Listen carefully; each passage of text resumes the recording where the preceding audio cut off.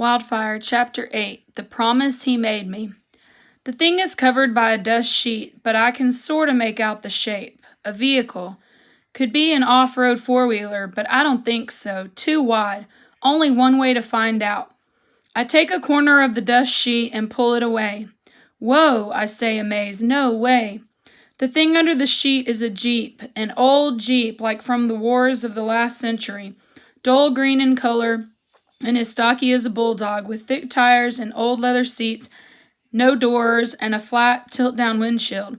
There's a shovel and an axe attached to the passenger side, and a couple of 5-gallon fuel cans strapped to the back bumper. No ignition or key that I can see, just a simple lever marked off and on, and a small compass mounted on the dash. You may be wondering what's the big deal about finding an old Jeep instead of, say, a nice new four-wheeler. Because of my dad, that's why. His favorite vehicle of all time was an Army Jeep. His grandfather drove one in World War II. In one story, the old man had gotten stuck behind enemy lines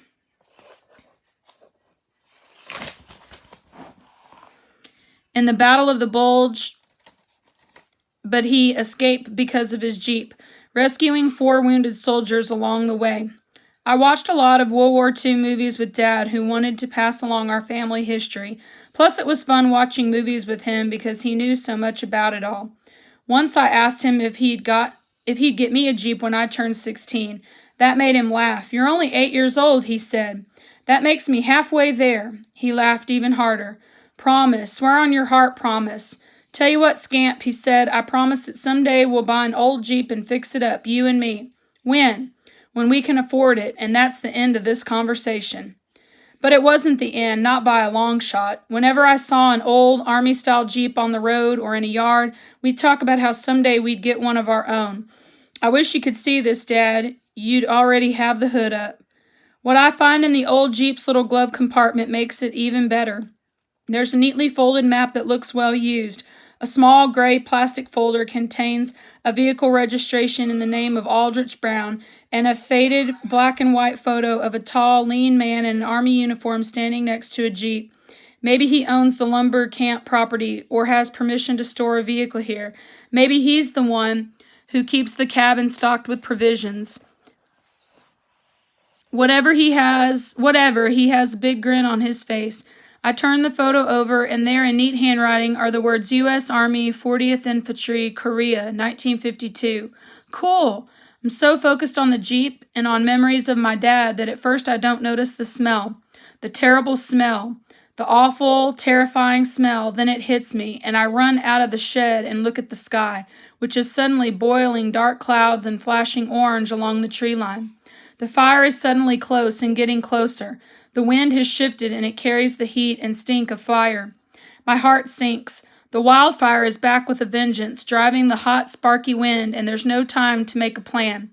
I thought the worst was over, but obviously not. All I can do is get moving as quickly as possible and try and keep ahead of the flames behind the boiling smoke. Smoke that's already burning my throat. Water. I'm going to need water. Best I can do is grab a few jugs for the road. Go. Make it fast. Don't mess it up like you did going back for the stupid phone. I'm sprinting for the little cabin when animals suddenly explode from the surrounding forest. Birds are first, hundreds of them streaking across the clearing. Big black crows, tiny bright songbirds, and eerie-looking owls, silent for the swoop of their wings. I raise my arms to cover my head, afraid they'll peck my eyes out, but the birds avoid me and rush up into the smoke-darkening sky. Next come squirrels, tails flattened as they skitter through the underbrush, chittering with fear. The groundhogs waddling along and raccoon families screeching, and other close-to-the-ground creatures running so fast they're blurred. Weasels, maybe. Last is a young deer with a rack of mossy antlers. He enters the clearing in one mighty leap, freezing for a split second, as if posting for an amazing nature picture, and then vanishes into a stand of pines on the opposite side of the camp. The message couldn't be clearer. Run. If you want to live, run. I kick open the cabin door and grab crates of cans and jugs of water. I race back to the shed, fear choking my throat. Because I can hear the fire now roaring close behind the thick wall of smoke. the crackle of burning branches, the whoosh of leaves igniting into flames. It can only mean one thing. Fire is eating the forest. Fire is coming so fast I can't possibly outrun it. Not without help. Not without the Jeep. Doesn't matter that I don't know how to drive. It's my only chance.